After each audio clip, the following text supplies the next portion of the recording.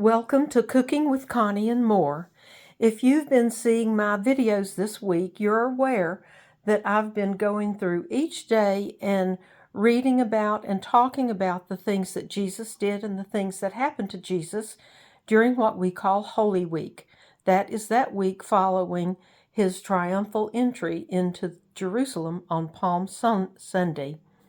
The scriptures that I am referencing today are found in Matthew 27, the last part of that chapter, John 19, Luke 23, Mark 15, and, as I said, Matthew 27. So you can find all these happenings in your Bible, and I hope you'll read about Jesus's last few days on earth.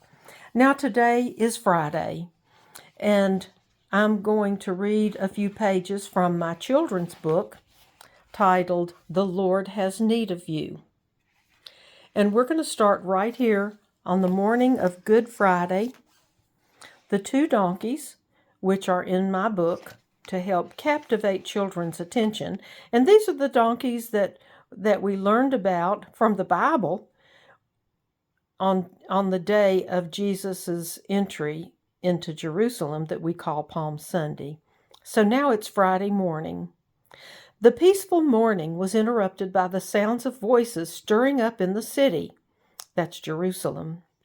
Louder and louder it became. People were shouting, "Crucify him! Crucify him!" That was the crowd's answer to Pontius Pilate.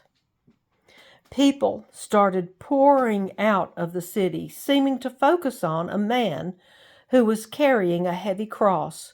Slowly, they made their way up the hill, not far from Elpis and Kavod. The donkeys turned to each other at the same time and said, "It's Jesus!"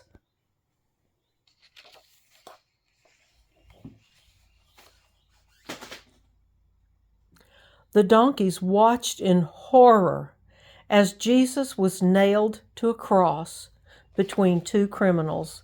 The beautiful spring day had turned into a dreadful, sad day. After a while, Jesus said, "It is finished," and he died. At that very moment, the sky darkened and the earth shook in such a manner that the donkeys nearly fell down. Elpis and Kavod stood watching in disbelief. There was Jesus, who had done so many good and kind things, being killed as though he were a criminal. It just didn't make sense.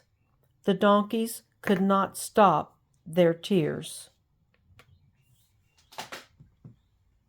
Some of Jesus' friends took his body and laid it in a tomb, which was in a beautiful garden nearby. The beauty of the surroundings didn't take away the sadness in their hearts. And we will start here again tomorrow. Thank you for joining me in learning about Jesus during Holy Week. God bless you on this Good Friday.